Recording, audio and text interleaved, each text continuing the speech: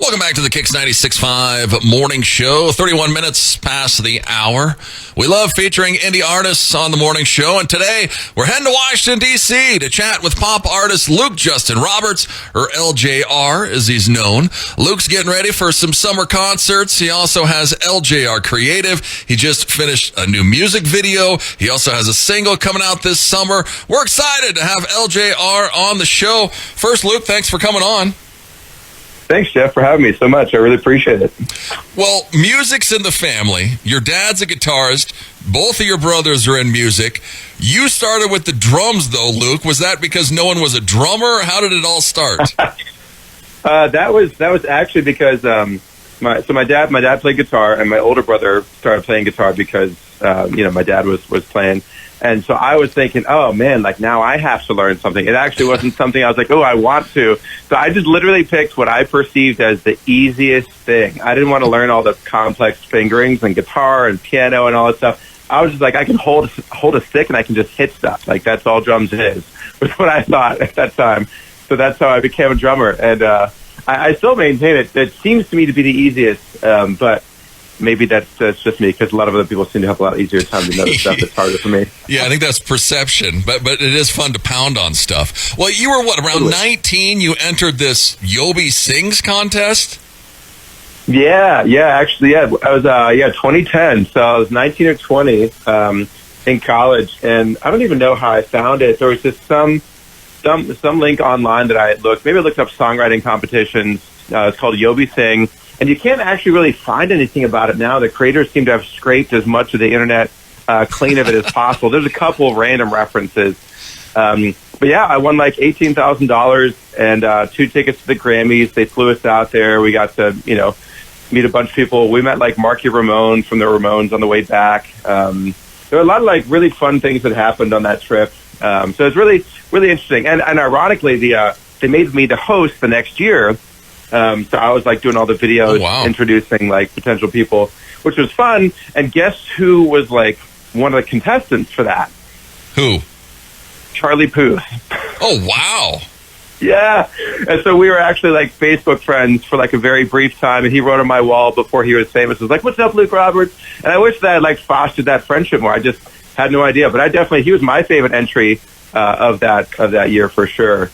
So he didn't win. It was all based on like votes and stuff, but he definitely won overall. So yeah, he definitely won in the grand scheme of life. Well, I mean, that was like 30,000 people. You win that thing. You had to be on a high. Did you just think that your career was going to blow up after that? Honestly, I didn't. At that time, I wasn't really trying to do music full time. My older brother Daniel really wanted to do music full time with me and my younger brother, but I wasn't really like set on that. I was kind of still caught up in the narrative of like, it's super difficult to do music full time. And I wasn't really super passionate about it at the time in terms of like, this is what I want to do for a career. I was actually pursuing my PhD in engineering at the University of Maryland, kind of through, I went to undergrad at UMBC first and then went to do my PhD at grad school at Maryland after in robotics and like these flapping wing miniature aerial vehicles. So like programming a robotic bird to like fly itself around and do flips and dives and stuff, which was cool. But it just took me a lot longer till I was about 26 to really figure out like, actually, I don't want to do this. I'm not happy. My life's not better doing this. Let me switch to something I actually love. And that's when I decided, you know what, it's really music and creating art. And that became, some film and video as well. Yeah, we mentioned LJR Creative. He's got that. We'll talk about that. But yeah, so 26, that was going to be my next thing. How did the corner turn to go back to music? Was there something specific or just, I'm not going to be an engineer? Well, there was kind of a conglomeration of things. A lot of people have like their quarter life crisis, right? And it kind of hit me as I was in grad school that there were a number of things that happened for me. I grew up with a family that it seemed like wonderful and perfect, and kind of discovered there were a lot of like big issues that we really needed to like work on, and that kind of all came to a head at that point. So my family felt like it was really falling apart. I was with a girl that I thought we were going to get married, and we did not. We broke up. So that kind of destroyed everything there. I grew up really religious, but my faith experience growing up wasn't actually healthy for me. So all my faith was like unraveling at that time as well. So I was losing the whole foundation of, what it meant for me to have a sense of security and knowledge about, what the world is, what my purpose and meaning was. And on top of that, I was in a PhD program, for mechanical engineering, and that's like really hard stuff. Yeah, so it's not easy. There's a ton of pressure, on me and all that stuff. And what it did was, in the midst of all that, my older brother, was, a huge part of encouraging me to just think about like, what do you actually want? And like start choosing intentionally. Cause I was choosing, for most of my life up until that point, largely what other people had wanted for me, and kind of all of the craziness of everything at one time really pushed me into a state of enough chaos that I needed to do something different and change things. And he pushed me to say to just look at music as a real option, and I did. And it took me a number of years to like actually make that the real thing. But yeah, ever since then, I've really been on a path to focus on doing music and art, because I realized like there's this podcast that had this quote that really changed my life. It went like this. They said, "Don't ask what the world needs, ask what makes you come alive, because what the world needs is more people who've come alive." And that really stuck with me. And for me, that was creating art, empowering people, and building meaningful relationships. So I just decided from that point forward, whatever I did personally or professionally, need to fit within that. Yeah, and be happy. On your Instagram, if you go check him out on his Instagram, Luke Justin Roberts, it says right there, pop artist who lost God and talks about it. And you do, Luke. You have a lot of videos on there giving your views. Is the family, are you still close with the family? What do they think?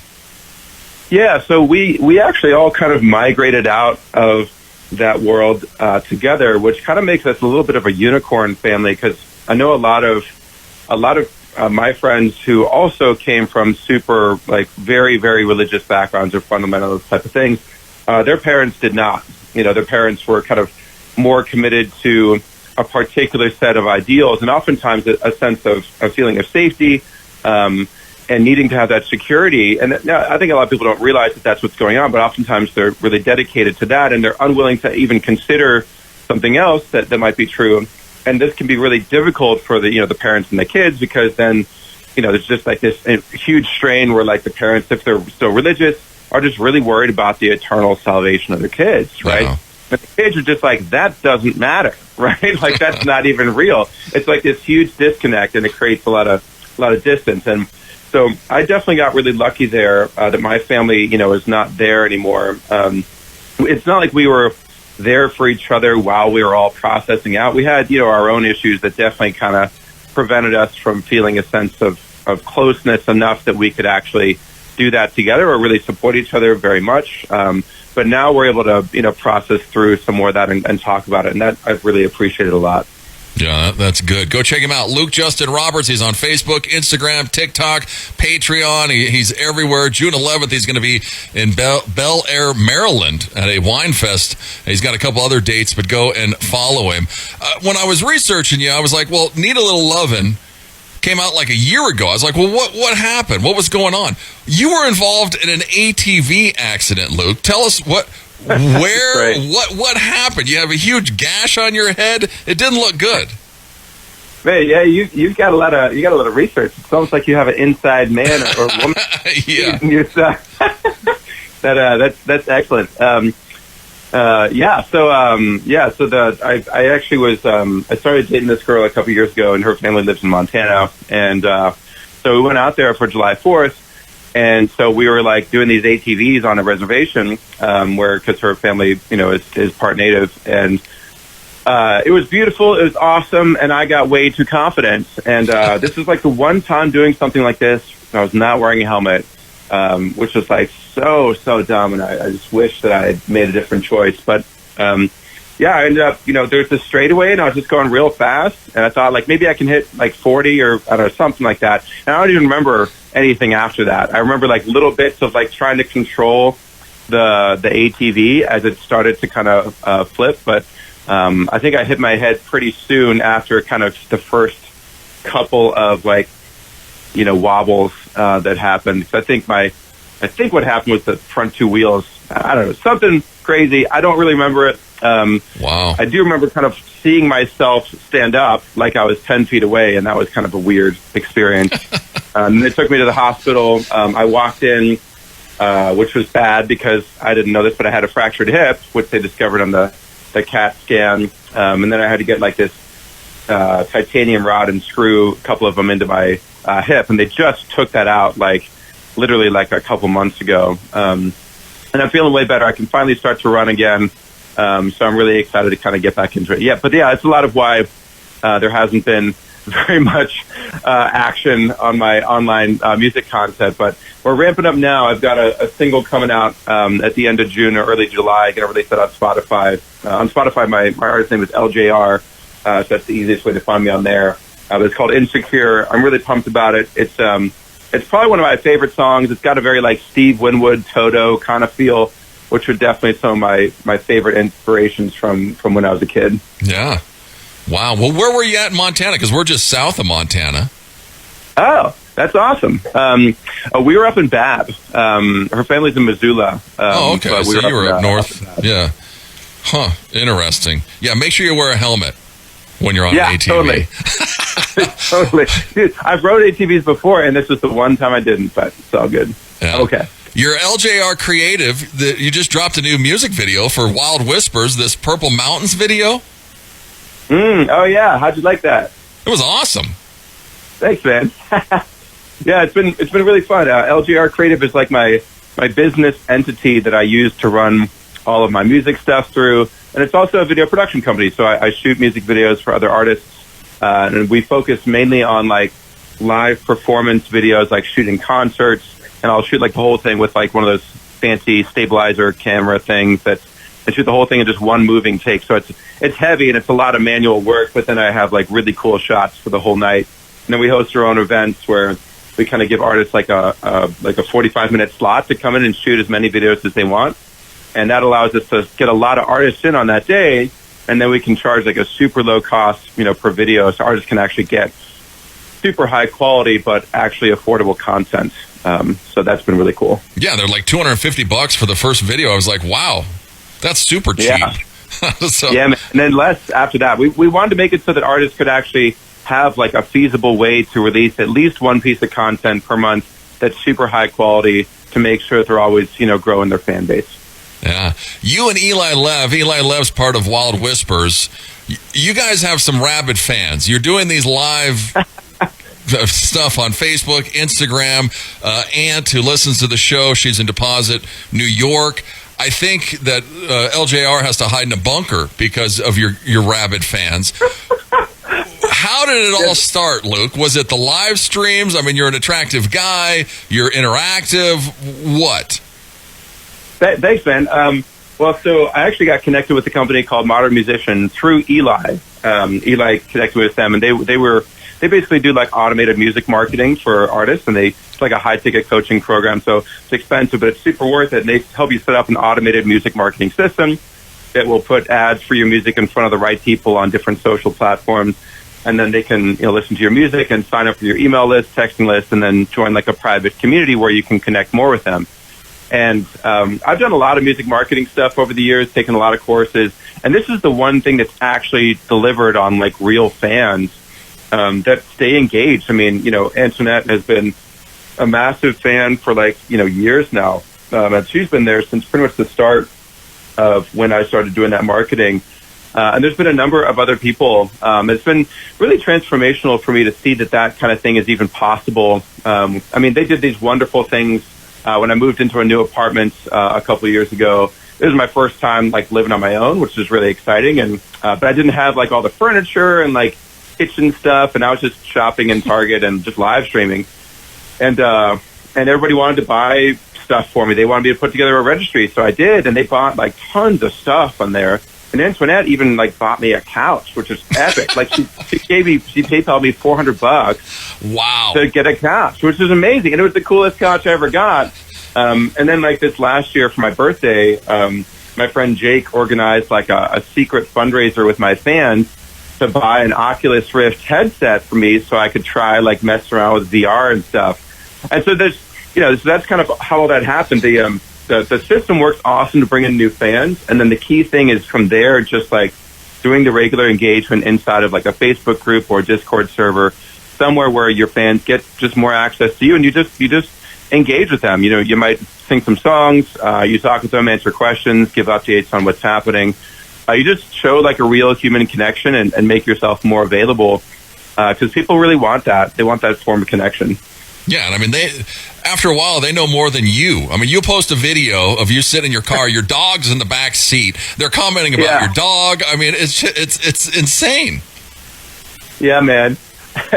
It's pretty amazing. I mean, there's things that, Antoinette remembers about all the videos that I don't remember, and I'd have to go back and be like, oh, yeah, that is in there, isn't it, Yeah, I didn't even see that, but, they see it. Your girlfriend, I don't know. She must not be jealous. Yeah, so far she's not been jealous. I mean, she definitely doesn't want any sort of the limelight, like, at all, so I work really hard to keep, her separate out of everything, which I totally respect and understand. I think it is one of those things where sometimes, like, when the fans will do certain things that are just like so abnormal and so unexpected for my girlfriend, that can make her a little bit uncomfortable sometimes. So then we'll just have a conversation and kind of talk it through, and then kind of see how we feel after that. And that's been a good way of kind of working through some of that stuff. But I've been really hardcore about like not giving out my actual current address. Yeah, don't do that. Yeah, I need to get a P.O. box again. That was my solution before, but I haven't had one of those in a while. Yeah, get a P.O. box. He's living in a bunker right now. Go check him out, Luke Justin Roberts. He's on Facebook, Instagram, TikTok. Go and join his Patreon. You get all the behind-the-scenes stuff of LJR. I mean, you're with Eli. You've been interactive with a lot of different artists. You just did a songwriter summit. How's it been interacting with other people? And you're collaborating with people. That's got to be kind of cool and help along with your career. Yeah. I think one of the biggest things is to stay in collaboration with people in the industry, whether that's other artists or other creative types that are kind of also super key in making any sort of artist career happen. I mean, I've been trying to get together some collabs for some new songs I've been writing. So some of that stuff is, hopefully going to come out. That'll probably be like next year, because I've got this rest of this album I'm trying to get out this year. But those are huge. And there's a lot of reasons for why that matters. I mean, if you release a song with another artist, there's a way that you can release it through your distributor like DistroKid, where if you put both you and them as the main artist, and you basically, to do that, you have to set up another artist that's like your name and then the ampersand sign, and then the other artist, and it basically makes both of you it makes this a primary release on both your Spotifys. That means that now, if the other person has 200,000 monthly listeners, it's going to be pushed to all of them as a new song that's by that artist, instead of you just kind of featuring them on your release, which doesn't actually put it on the main discography of their Spotify. Maybe I'm getting a little bit too nerdy here, but basically what that means is that your release really gets pushed to all their fans on Spotify, instead of like a small subset that like are really hardcore that just look at everything on their Spotify page. So actually everybody will see that. So that's a huge way to do the collabs. But the other thing is, like, and I think a lot of artists miss this, which is really key, is making sure that you're building connections with other players in the industry outside of just the artists. Because, knowing mixing engineers or producers or videographers or, booking agents, and learning that world so you can be in charge of the business aspects of your music, where, people don't just look at you as a musician, because when people look at you as a musician, they normally, there's like a whole ton of other very bad associations that go along with that you don't want. Like, you're not smart, you're not going to promote yourself, you're entitled, all this kind of stuff. And that's the worst thing it can do. So you want to make sure that you really understand the business side of things so that you can really craft shows and offers and stuff like that for the other team players, where you're building a team by providing a lot of value and not just kind of asking for, cool shows and stuff like that when you might not have as much to give in return as a smaller artist. Yeah, no, that's a great idea, because you get your single out there, you push it on two different people than one person, or if they got more followers, or that's really awesome. And you've been rapping. Well, you just had a video. You're rapping, so somebody's playing something, and you're rapping, doing some hip hop now.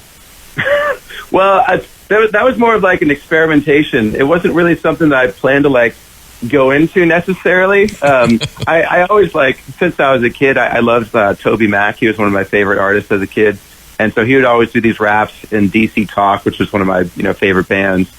And we would learn those and we'd rap them in youth group and stuff like that on stage in front of all the other, 300 kids that were all there on the outreach, Friday nights and stuff. And, so I just always thought it was really fun. And then I just saw this guy do some sort of competition.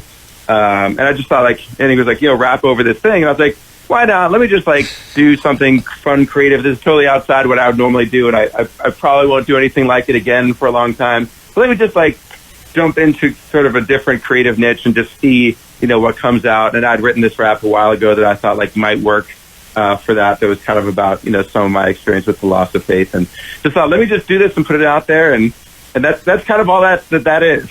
Yeah, something fun, but something fun and interesting that get some people to watch it on his Facebook page. Go and check him out, Luke Justin Roberts. He's on Facebook, Instagram, TikTok, Patreon. June 11th, he's going to be in Bel Air, Maryland, and he also has a new single, Insecure, coming out at the end of June, beginning of July. You're heading to Italy in August. You've been doing all kinds of traveling. What's the coolest? Were you in Ireland? Where were you last? Yeah, Ireland. Man, you really do know so many details. I'm so impressed. I was in Ireland for a friend's wedding. That was really fun. We got to kind of go all around, see some really cool places. That was my first time being in Europe, which I really enjoyed. Totally. Also, absolutely hate driving on the other side of the road. That's terrible. Do not recommend. We also got in super late. We did some type of basically an overnight. So we got there at 5 a.m. their time. Yeah. And then we had to drive 3 hours, on the opposite side of the road using a stick shift. And I'm good with stick shifts, but I also didn't realize that you're on the opposite side of the car, which means that your stick shift is on your left now instead of on your right, because they manufacture the cars differently. You're sitting in what's normally the passenger side as you're driving. So that was scary because we were pretty tired when we got there, and about 10 minutes into driving, I totally end up on the wrong side of a highway, and all of a sudden there's because I'm trying to take a right hand turn, and there's all these cars that are have their headlights just pointed directly at me, and they're coming at me. And I'm like, oh my god, it was, and I was so tired. It was so disorienting and terrifying. And thankfully, there was no accident. We were fine. But we. It definitely felt like we almost died. And on the plus side, I did get enough adrenaline, and so did my girlfriend, to completely stay awake for the entire rest of that whole 3-hour trip. And from then on out, we were just really careful about every turn, checking things 5 times to make sure we were going the right direction, and going a little bit farther over if we were turning right or whatever, all that kind of stuff. Because everything's reversed, and it's weird. Yeah, I had the same thing. I was in Ireland this past summer. My brother-in-law had a meltdown when he first got into the car. He had a panic attack because he was freaking out. Because you're shifting with your left hand. It's crazy. Well, Luke Justin Roberts, go and check him out. Need a Little Lovin' Part 3. You said the rest of the album's coming, so that's good. The other 9 chapters are on their way, or so all 12 are coming. Need a Little Lovin'. Tell us a little bit about the song real fast, Luke. Yeah, so Need a Little Lovin' is a song that I wrote about a relationship I was in where I was really becoming aware of my contributions to a codependent relationship, where I was basically discovering I was desperately needing and wanting this love, from a partner, but I also wasn't really able to show up at the commitment level that was really kind of required for that love, at least not with the kind of people I was dating, because they tended to be a little bit older, because that was who I would connect with. So I ended up in this situation where I really wanted this love and acceptance and connection, but also felt myself distancing as soon as I got it, because I felt kind of caged in by that. So that's kind of what this song is about. So, and it's also featuring Gurpreet Serene, who is on American Idol. He was my roommate through college, and he was on American Idol singing in I think it was 2009 or something like that. But he's amazing. He's a Sikh, and he's got this gorgeous North Indian classically trained voice, and he plays tabla on it as well. So awesome. Well, here it is. Need a Little Lovin'. LJR. Luke, thanks so much, buddy, for coming on. Thanks, Jeff. Appreciate it, man. It's KIX 96.5.